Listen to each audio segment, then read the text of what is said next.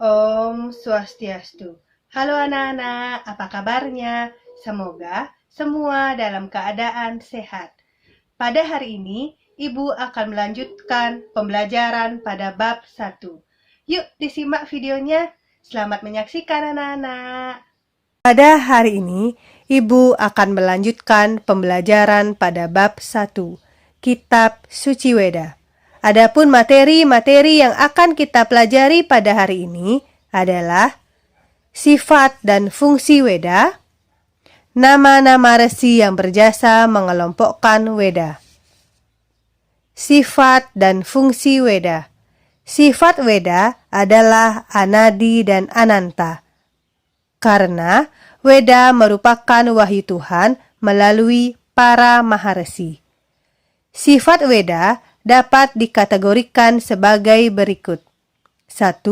Sifat Weda tidak berawal, karena Weda merupakan sabda Tuhan yang telah ada sebelum alam diciptakan. 2. Sifat Weda tidak berakhir, karena Weda berlaku sepanjang zaman. 3.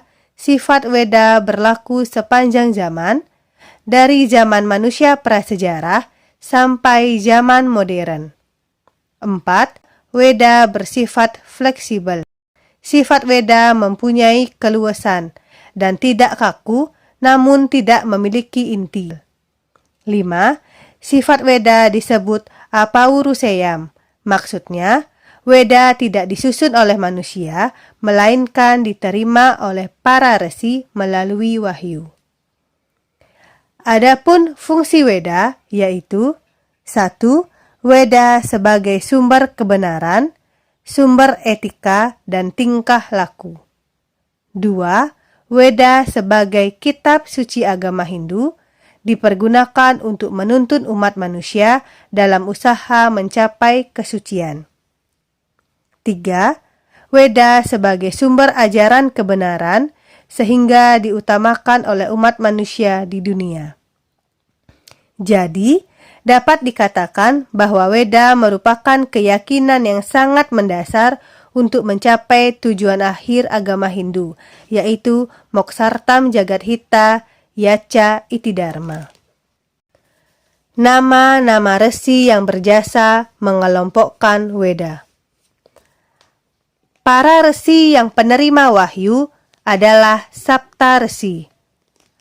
Kata Sapta Resi berasal dari kata Sapta dan Resi. Sapta berarti 7, sedangkan Resi artinya orang yang berpandangan benar dan cemerlang, berkatapa, brata, yoga, dan samadhi. Adapun ketujuh Sapta Resi penerima wahyu adalah 1. Resi Gretsamada. 2. Resi Wiswamitra. 3. Resi Wamadewa. 4. Resi Atri. 5. Resi Bharadwaja. 6. Resi Wasista. 7. Resi Kanwa. 1. Resi Gretsamada adalah maharesi yang dihubungkan dengan turunnya ayat-ayat suci Weda, terutama Rigveda Mandala 2. Beliau dikatakan putra dari Resi Sanaka yang merupakan seorang resi yang sangat terkenal dan terhormat pada masa itu. Dengan demikian, Maharesi Gretsamada adalah keturunan Maharesi Sanaka. 2. Resi Wiswamitra merupakan resi kedua yang sering disebut. Beliau diduga sebagai penerima wahyu ayat-ayat Weda Mandala 3. Ayat-ayat Weda Mandala 3 ada sebelum Resi Wiswamitra, kemudian digabungkan dengan ayat-ayat yang diterima olehnya dalam satu mandala. Seluruhnya, Mandala 3 diduga berasal dari keluarga Wiswamitra. 3. Resi Wamadewa.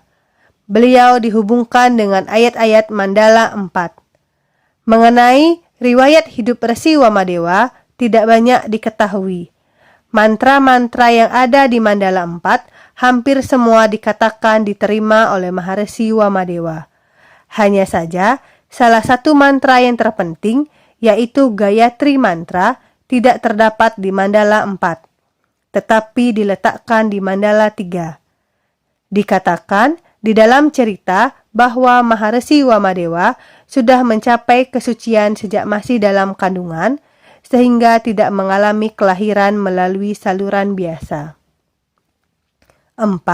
Resi Atri. Banyak dirangkaikan dengan turunnya ayat-ayat yang dihimpun dalam Mandala 5 dalam Rigveda. Tidak banyak mengenai Maharesi ini. Nama Atri juga dihubungkan dengan keluarga Angiras. Banyak dugaan yang memberi petunjuk bahwa nama Atri dan keluarganya dirangkaikan dengan turunnya wahyu-wahyu suci. Resi Bharadwaja menerima Mandala 6. Menurut keasliannya, buku yang ke-6 nampaknya lebih tua dari buku yang ke-5, tetapi dalam urutannya telah ditetapkan bahwa sesudah buku ke-5. Hampir seluruh isi Mandala 6 ini adalah kumpulan dari Maharesi Bharadwaja. 6. Resi Wasista. Buku Mandala 7 merupakan himpunan yang diturunkan melalui Maharesi Wasista dan keluarganya. Dari catatan yang ada, 1/4 dari Mandala 7 diturunkan melalui putranya bernama Sakti. 7. Resi Kanwa merupakan Maharesi yang ke-7 dan dipercaya sebagai penerima Wahyu Weda yang dihimpun dalam Mandala 8. Mandala inilah sebagian besar memuat mantra-mantra yang diturunkan melalui keluarga Kanwa. Berdasarkan pendekatan historis, Weda diturunkan pertama kali pada zaman Kerta Yuga. Weda dipelihara pada zaman Dwapara Yuga.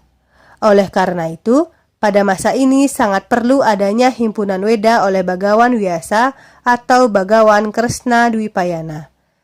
Siswa-siswa yang membantu beliau adalah 1. Bagawan Pulaha, khusus menghimpun mantra-mantra menjadi Rigveda Samhita. 2. Bagawan Jaimini, khusus menghimpun mantra-mantra yang kemudian dikenal dengan Samaweda Samhita. 3. Bagawan Vaisampayana, khusus menghimpun mantra-mantra yang kemudian dikenal dengan himpunan Yajurveda Samhita. 4. Bagawan Sumantu, khusus menghimpun mantra-mantra, kemudian dikenal himpunannya sebagai Atharva Veda Samhita. Demikianlah materi kita pada hari ini. Tetap semangat belajar anak-anak. Om Santi Santi Santi Om.